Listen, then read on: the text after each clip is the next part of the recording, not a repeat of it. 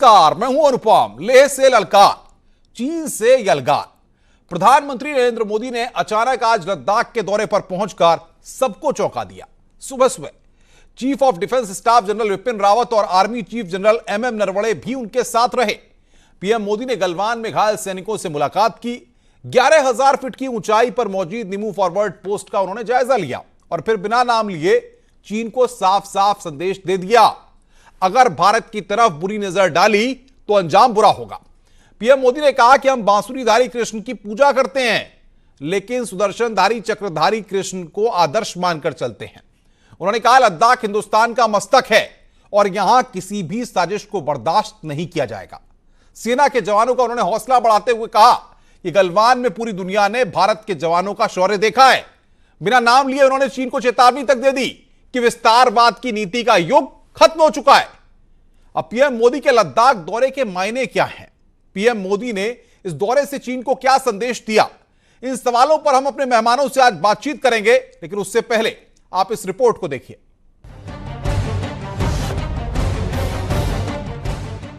सिंहनाद से सहमी धरती रही अभी तक डोल, कलम आज उनकी जय बोल।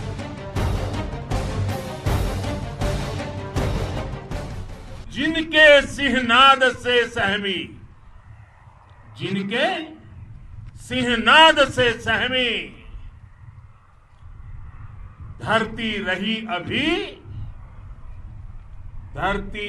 अभी तक डोल। कलम आज उनकी जय बोल, कलम आज उनकी जय बोल। चीन सीमा से विवाद के बीच अचानक लद्दाख पहुंचे पीएम मोदी बोले, भारत के सैनिकों का कोई मुकाबला नहीं। जिस ऊंचाई पर आप मां भारती की ढाल बन करके उसकी रक्षा करते हैं,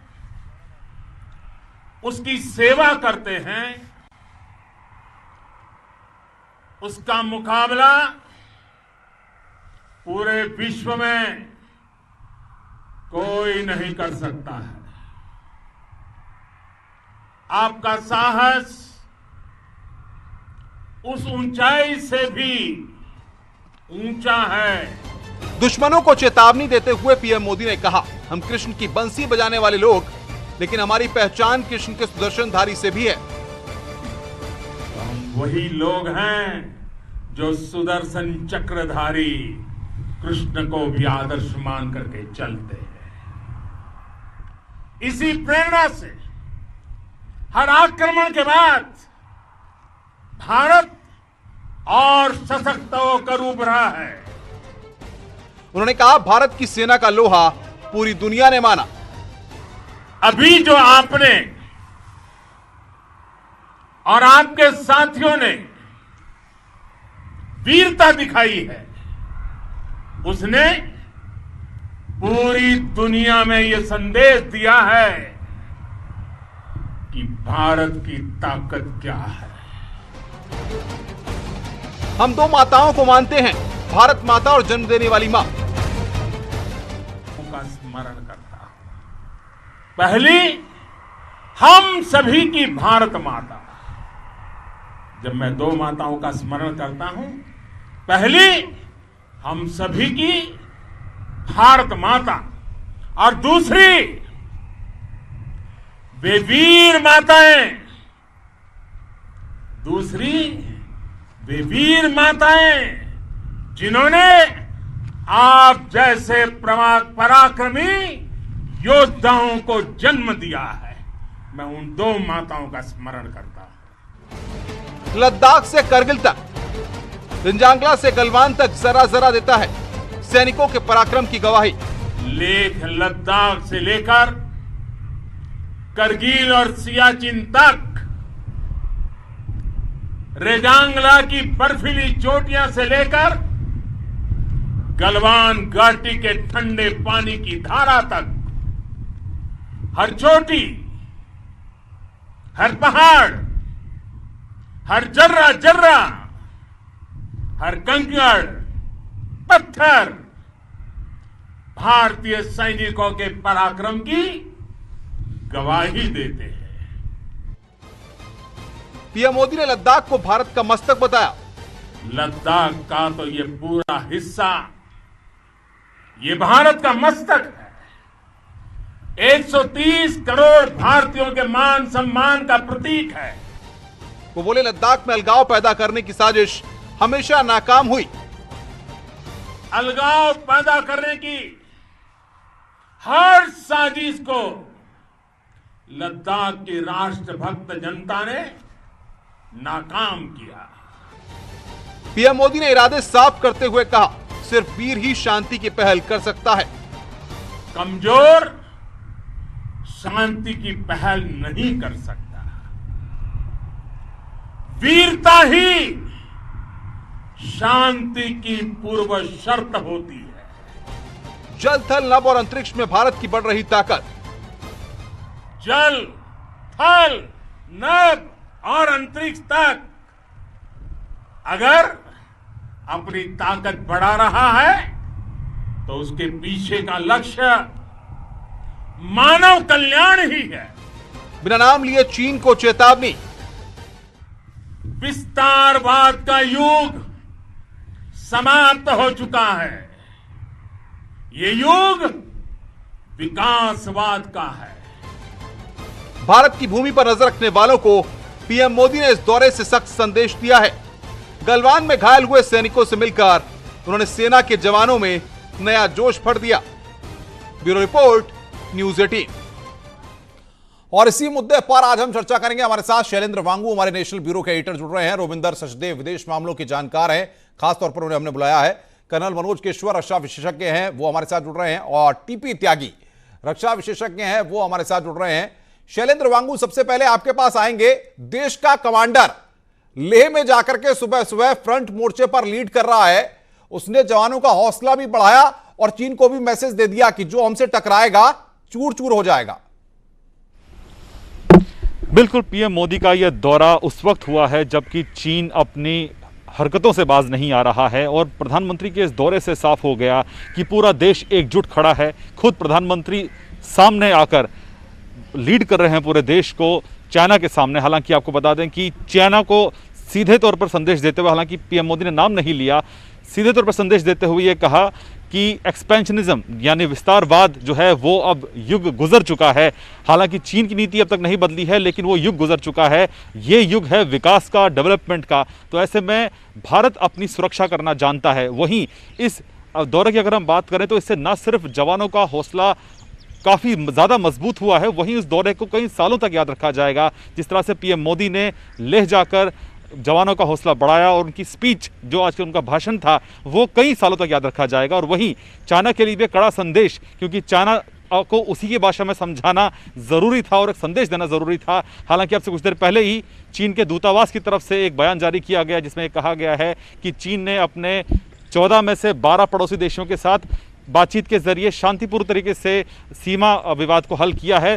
ऐसे में चीन को विस्तारवाद का नाम देना सही नहीं होगा, लेकिन ये अहम बात है कि चीन पिछले 2 महीने से वहाँ पर डटा हुआ है, पीछे नहीं हट रहा है। नेगोशिएशन के बावजूद, बातचीत के बावजूद वो अपनी जगह से नहीं हिल रहा है। एक अहम बात और बताना चाहूँगा मैं आपको अनुपम, कि जो डोकलाम विवाद है वो 72 दिन तक चला था।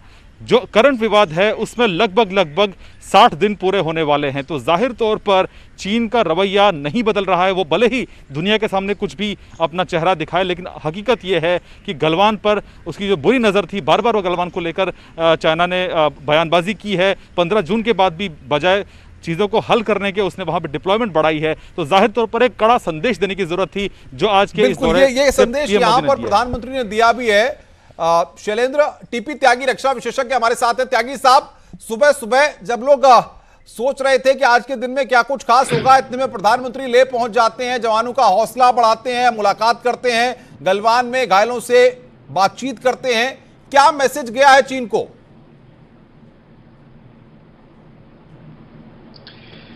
फ्रेंड, आपके पराक्रम से धरती रही डोल, देश मेरे आज तू उनकी जय बोल।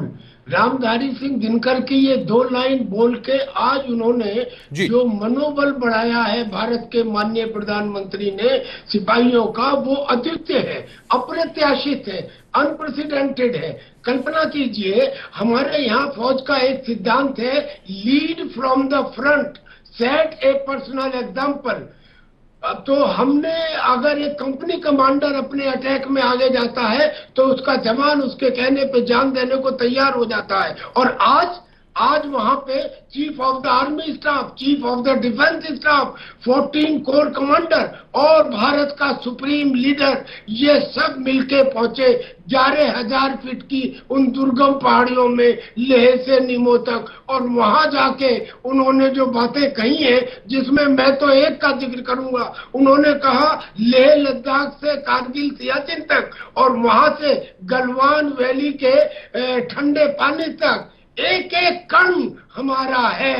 ये मैसेज क्लियर कट चीन को गया है। आज का एक इफेक्ट ये भी हुआ है कि चीन के सैनिक का मनोबल बूट में आ गया है, जूतों में आ गया है। क्योंकि बीजिंग में बैठा हुआ प्रेसिडेंट जिनपिंग, या जिसे लाल सुल्तान कहते हैं, वो तो माउंटेनस टेरेन में नहीं आया, बल्कि उसने तो चूंकि अपने मृतक सैनिकों का, जिनकी हम इज्जत करते हैं, अपने मृतक सैनिकों का न श्राद्ध किया न सम्मान किया। लिहाजा वहां के पूर्व सैनिक, वहां तो एक आदमी के बच्चा ही एक होता है, वो पूर्व सैनिक के बच्चे ही सैनिक थे, तो वहां के पूर्व सैनिक they have stood up in arms और वो विद्रोह में है। और आज सवाल पूछे जाने लगे हैं जिनपिंग से। तो आज के मोदी साहब के कदम का ये इफेक्ट, और दूसरा इंटरनेशनल कम्युनिटी पे इफेक्ट, यानी कि अभी तक क्वेड था, ऑस्ट्रेलिया, जापान, अमेरिका और इंडिया, अब इसमें फ्रांस, जर्मनी और रूस, ऐसे देशों ने खुल के कहा कि हम भारत के साथ हैं। क्या समझ रहे हैं आप? ये पूरे इंटरनेशनल कम्युनिटी आज हमारे साथ है और उन्होंने हमारा साथ बढ़ाया। हम तैयार हैं, अब हमें रिएक्ट करने की जरूरत नहीं। अब बिल्कुल बड़ी बात करें इसी में रविंदर सचदेव विदेश मामलों के जानकार हैं, उन्हीं से समझता हूं त्यागी साहब इस बात को।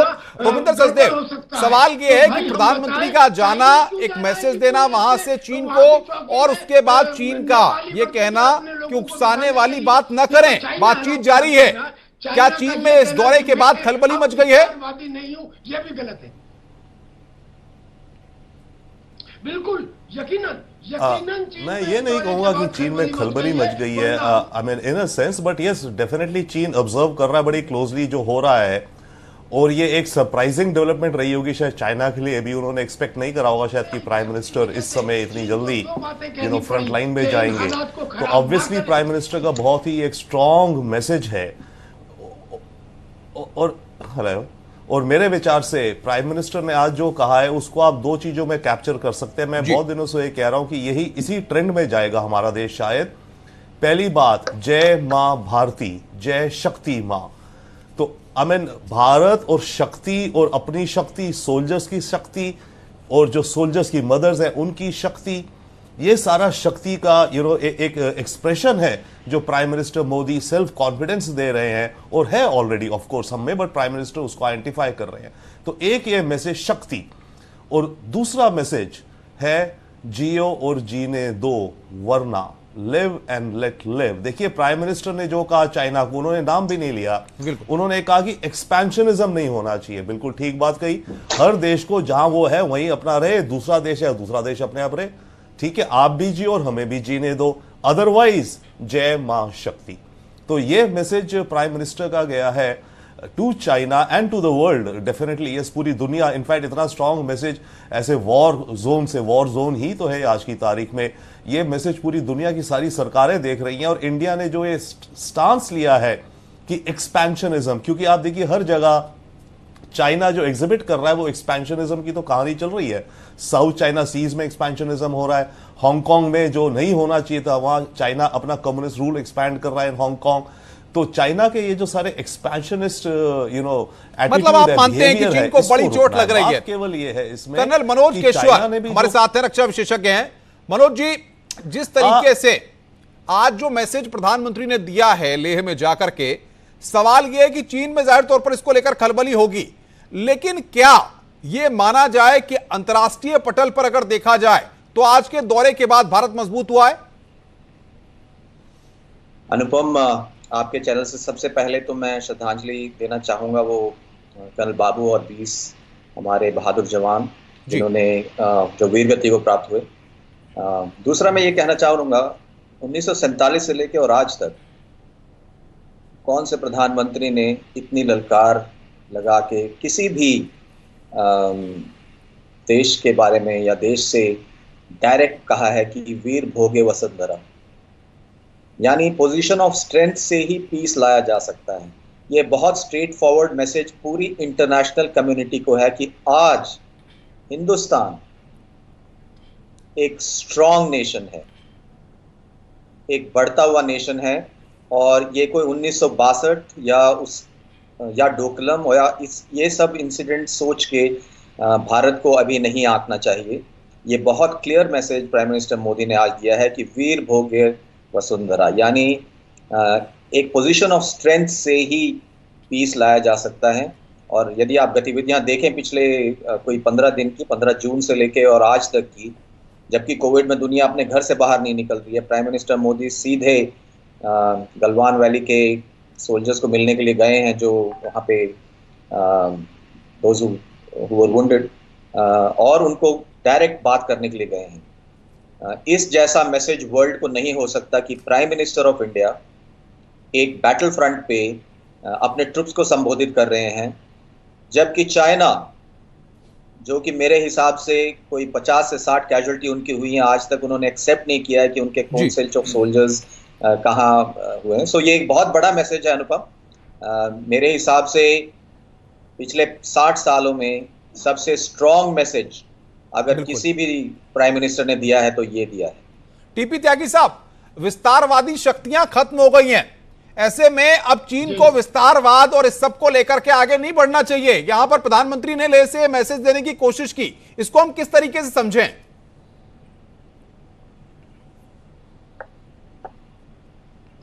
प्रधानमंत्री ने तो मैसेज दिया, आप उसके रिएक्शन पे देखिए ना, उसका रिएक्शन आया, चाइना कहता है कि ऐसे में चीन की मानसिकता पर चोट कर दी हमने उसका विस्तारवाद की बात को कहकर के, क्योंकि हम तो विकासवाद की बात कर रहे हैं। जी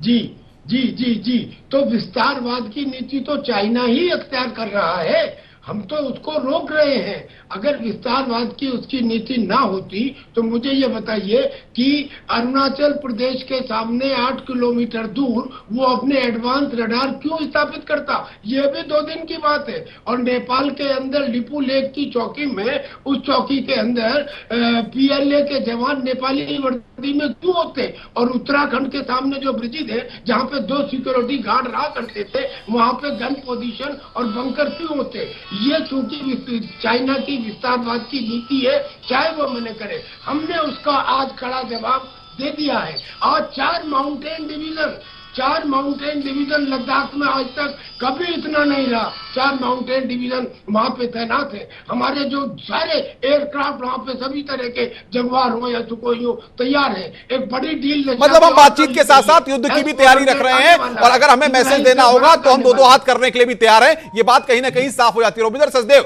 सीधा सवाल मेरा आपसे, उकसाने वाली बात जो चीन कर रहा है, उकसा तो चीन रहा है, हम तो बातचीत के जरिए आगे बढ़ रहे हैं, ये उकसा क्यों रहा है चीन?